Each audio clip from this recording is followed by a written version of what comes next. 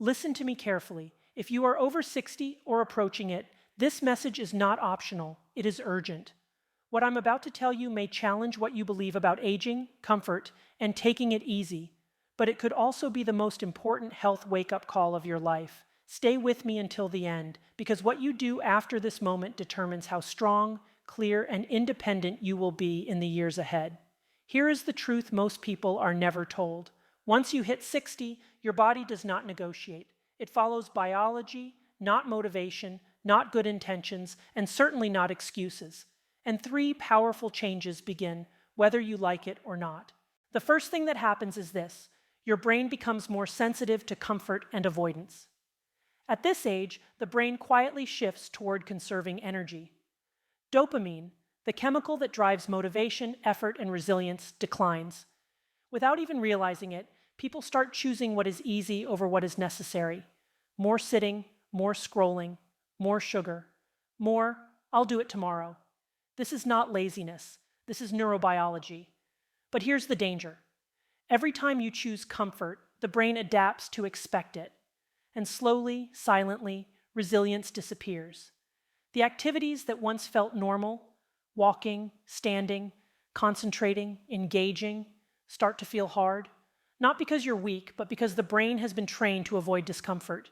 The solution is not more comfort. It's strategic, intentional discomfort. Movement, effort, purpose, done daily, on purpose. The second thing that happens after 60 is muscle and balance decline faster than you think, not in years, in months. Muscle is not just for strength, it is metabolic armor. It protects your blood sugar, your joints, your posture, and your independence. When muscle fades, falls increase, fractures increase, recovery slows. And here is the brutal fact: many people never fully recover from a major fall after 60. Independence can be lost in a single moment, but the body is not powerless. Muscle responds at any age. Balance improves at any age. The body is listening, but only if you give it the signal. Standing up more, carrying weight, using your legs, challenging stability. These are not fitness goals, these are survival skills. The third thing that happens is the narrowing of purpose. Retirement, loss, routine. Life can quietly shrink. Fewer responsibilities, fewer challenges, fewer reasons to get up with urgency. And when purpose shrinks, the brain follows. Cognitive decline accelerates not just from aging, but from underuse. The brain, like the body, is use-dependent. When days blur together, memory weakens. Focus fades, mood drops. This is why people who stay engaged, who feel needed, who commit to learning or contributing, age differently. Purpose is medicine. It regulates dopamine. It stabilizes mood. It protects the mind. Now listen to me. This is the turning point. Aging is not the enemy. Passive aging is. The body after 60 demands a new contract. You no longer wait to feel motivated. You act first. You no longer chase comfort. You train resilience. You no longer assume decline is normal. You interrupt it daily. Start small, but start today. Move your body before your mind talks you out of it. Do one thing each day that is slightly uncomfortable but deeply strengthening. Walk when you don't feel like it. Stand when sitting is easier. Lift something, learn something, help someone. These actions send a powerful signal to your brain and body. I am still in the game. This is your call to action. Do not wait for a diagnosis. Do not wait for pain. Do not wait for someday. The window for change is now, and it is still wide open. You are not fragile. You are adaptable. And the choices you make today will determine whether the next decade is defined by dependence or strength. Watch this moment closely. Decide consciously. Choose effort over ease. Choose purpose over passivity. Because after 60, your body will change. But how far it falls or how powerfully it rises is still in your hands. After the age of 60, comfort quietly becomes the most dangerous habit you can develop. And most people never see it coming. This isn't a moral failure or a lack of discipline. It's biology. As we age, the brain's dopamine system, the system responsible for drive, motivation, and resilience, naturally becomes less responsive. What that means in real life is this: the same activities that once felt neutral or even enjoyable now require more effort. Sitting feels better than standing. Watching feels easier than doing. Rest begins to feel like the default. And the brain, always trying to conserve energy, learns this pattern quickly. Here's the problem. The brain is not designed to thrive in constant comfort. When pleasure and ease are readily available, the brain adapts by lowering its baseline of motivation. Dopamine drops. What once felt good now feels flat. This is why so many people over 60 describe feeling slower, less interested, or just tired all the time. It's not simply aging, it's a brain recalibrated to expect comfort, and the more comfort it receives, the more it demands. This is the paradox of modern aging. We've removed friction from daily life. Cars instead of walking, screens instead of engagement, convenience instead of effort, and the brain interprets this as a signal that challenge is no longer required. But challenge is exactly what keeps the brain alive. Without it, the reward system weakens, mood drops, and resilience disappears. Over time, this doesn't just affect motivation. It affects balance, reaction time, decision-making, and emotional regulation. What's critical to understand is that the brain doesn't respond to information. It responds to experience. You cannot think your way out of this. You have to act your way out. Small, intentional doses of discomfort reset the system. Standing when sitting would be easier. Walking when resting feels tempting. Engaging with people instead of passively consuming content. These moments create a short-term rise in discomfort, followed by a longer-term rise in dopamine. This is how the brain heals itself. Many people believe that after 60, the goal is to protect comfort. In reality, the goal is to protect adaptability. Comfort feels good in the moment, but it trains the brain to become fragile. Discomfort, when chosen deliberately and safely, trains the brain to become strong. This is why people who stay active, engaged, and challenged often appear younger, not just physically, but mentally and emotionally. Their brains are being reminded daily that effort still matters. The most powerful intervention is not extreme, it's consistent. The brain thrives on patterns. A daily walk, done even when you don't feel like it. Regular movement that elevates your heart rate just enough to feel uncomfortable. Structured routines that require effort and commitment. These behaviors send a clear message to the brain. We are not shutting down, we are adapting. And here is the most important truth. Comfort is seductive because it feels like relief. But over time, it becomes the very thing that accelerates decline. After 60, health is no longer about avoiding discomfort. It's about choosing the right kind of discomfort. The kind that restores balance, rebuilds motivation, and keeps the brain capable, resilient, and alive. One of the most misunderstood realities of health after 60 is the belief that motivation should come first. People wait to feel ready, energized, inspired, or confident before they act. But the aging brain does not work that way. In fact, waiting for motivation is one of the fastest paths to decline. As dopamine signaling naturally decreases with age, the internal push that once sparked action becomes quieter. This leads many people to misinterpret a biological shift as a personal failure. They think they've lost willpower, when in truth, the system that generates drive now requires a different input. The brain is not moved by intention, it is moved by behavior. Dopamine is not released because you plan to act, it is released because you act. This is a critical distinction. After 60, the brain needs proof before it provides energy. Action is the spark, not the reward. This is why people often report feeling better after they move, not before. The mistake is waiting for the feeling. The solution is acting without it. This is where structure becomes essential.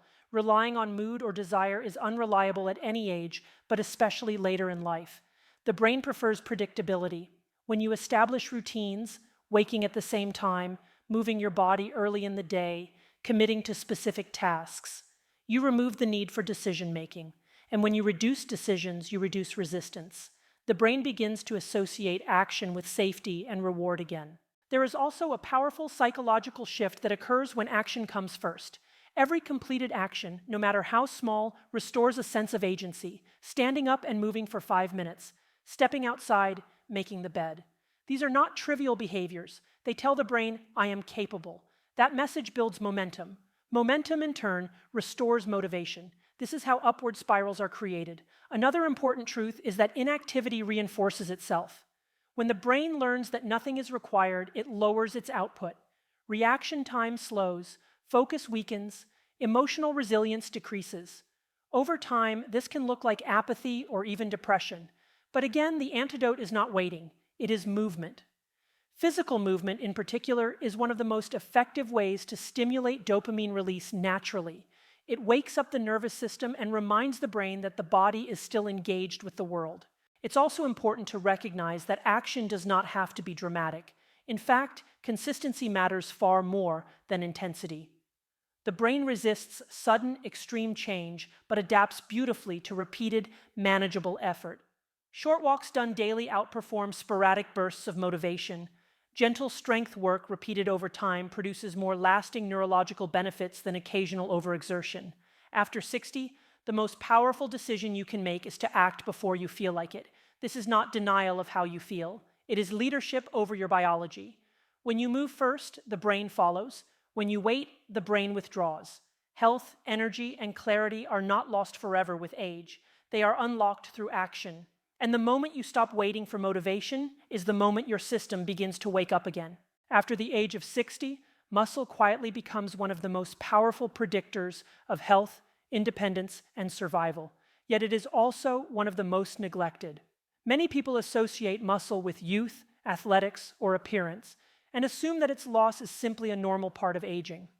But muscle is not cosmetic tissue. It is an active organ system that communicates with the brain, regulates metabolism, protects joints, and stabilizes the entire body. When muscle declines, the consequences extend far beyond weakness. Beginning in our 50s and accelerating after 60, the body loses muscle mass at a rapid rate if it is not challenged. This process, known as sarcopenia, is not benign. It increases the risk of falls, fractures, insulin resistance, and hospitalization. A single fall can permanently change the trajectory of a person's life. What many don't realize is that the difference between falling and catching yourself is often muscle strength and reaction speed, both of which are trainable at any age. Muscle also plays a critical role in brain health. Contracting muscle releases signaling molecules that support neuroplasticity, reduce inflammation, and improve mood. This is why regular strength and resistance activity is associated with lower rates of depression, cognitive decline, and anxiety. When people stop using their muscles, the brain interprets that as a signal to downregulate. Energy decreases, motivation fades, the system becomes fragile. One of the most damaging myths of aging is the idea that rest equals safety. In reality, excessive rest accelerates decline. The body adapts to what it is asked to do. If it is asked to do less, it becomes capable of less. If it is asked to bear weight, stabilize, and exert force, it responds by rebuilding. This adaptive capacity does not disappear with age, it simply becomes more selective. The signal must be clear and consistent. Importantly, building muscle after 60 does not require extreme workouts or heavy weights. What it requires is regular resistance, standing up from a chair repeatedly, carrying groceries, using bands or light weights, holding balanced positions that challenge stability. These actions activate the neuromuscular system and send a message of demand. Over time, strength improves, balance sharpens, and confidence returns. Muscle also acts as a metabolic reservoir. It helps regulate blood sugar, supports cardiovascular health, and reduces systemic inflammation. This is why people with more muscle are more resilient during illness and recover more quickly from injury or surgery. Muscle buys you margin. It gives you room to absorb stress without breaking. Perhaps most importantly, muscle preserves independence. Independence is not about age. It is about capacity. The ability to get up from the floor, climb stairs, carry objects, and move through the world without fear. These are not luxuries. They are fundamental to dignity and quality of life. After 60, maintaining and rebuilding muscle is not about pushing limits. It's about protecting freedom. Every time you engage your muscles, you are investing in your future self. You are telling your body and brain that strength is still required, still valued, still possible, and the body remarkably listens. One of the most powerful forces shaping the aging brain is something few people recognize: the avoidance of discomfort. As we get older, there is a natural and understandable desire to protect ourselves from pain, effort, and stress. The body feels more vulnerable, recovery feels slower, and comfort begins to feel like wisdom. But neurologically, chronic comfort carries a hidden cost. The brain adapts to the level of challenge it is given, and when challenge disappears, the brain does not stay neutral, it weakens. The brain's reward system is designed to maintain balance. When we consistently avoid discomfort, we reduce exposure to the very experiences that stimulate dopamine in a healthy, sustainable way.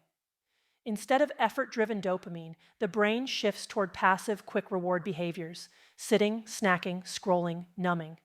These offer short-term relief, but train the brain to expect ease without effort. Over time, this pattern lowers baseline dopamine, making everyday tasks feel harder, more draining, and less rewarding. This is how fragility develops, not suddenly, but gradually. The threshold for discomfort drops. Minor challenges feel overwhelming. Confidence erodes.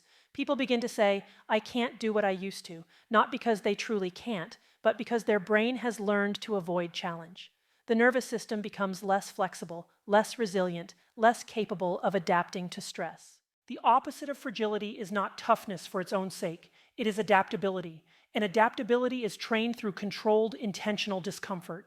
When you expose the brain and body to manageable stress, physical exertion, balance challenges, mental effort, you activate repair and growth pathways. The brain responds by strengthening connections, improving focus, and stabilizing mood. Discomfort becomes a signal for growth rather than a threat. What's important is that this discomfort is chosen, not imposed. There is a profound difference between chronic stress and deliberate challenge. Chronic stress overwhelms the system. Deliberate challenge strengthens it. A brisk walk that elevates the heart rate.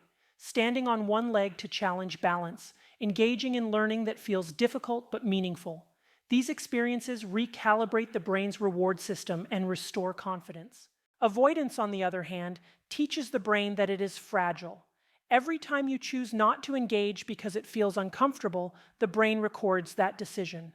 Over time, avoidance becomes the default. This is why people who remain active and challenged often appear more emotionally stable and mentally sharp. Their brains are still being trained. Another key point is that discomfort is temporary, but its benefits are lasting. The initial resistance fades quickly, while the neurological and physical gains accumulate. The brain learns that effort leads to reward, not harm. This rewiring restores dopamine balance and reduces anxiety around challenge. After 60, the goal is not to eliminate discomfort from life. It is to curate it wisely. The right amount, applied consistently, keeps the brain flexible and strong. Avoiding discomfort may feel safe, but it quietly accelerates decline. Embracing manageable challenge does the opposite. It trains resilience, restores confidence, and keeps the nervous system capable of meeting life head-on. After 60, one of the most underestimated threats to brain health is not disease, injury, or even aging itself. It is the loss of purpose. When daily life no longer demands effort, responsibility, or contribution, the brain begins to power down. This is not a philosophical idea. It is a biological process. The human brain is designed to respond to meaning. When meaning fades, so does motivation, focus, and emotional stability. Purpose regulates dopamine in a unique way. Unlike pleasure, which delivers short bursts of reward followed by depletion, purpose provides sustained motivation. It gives the brain a reason to mobilize energy. When people retire or experience major life transitions, structure often disappears. Days become less defined. Urgency fades. The brain, sensing no immediate need to perform, reduces output. Over time, this can look like memory problems, low mood, and disengagement. But at its core, it is a system responding to a lack of demand. What's critical to understand is that the brain does not distinguish between important and unimportant purpose. It responds to responsibility, feeling needed, having someone or something depend on you. This could be caring for a grandchild, mentoring, volunteering, learning a skill, or committing to a routine that contributes value. These roles activate neural circuits tied to attention, planning, and emotional regulation. Purpose keeps these circuits online.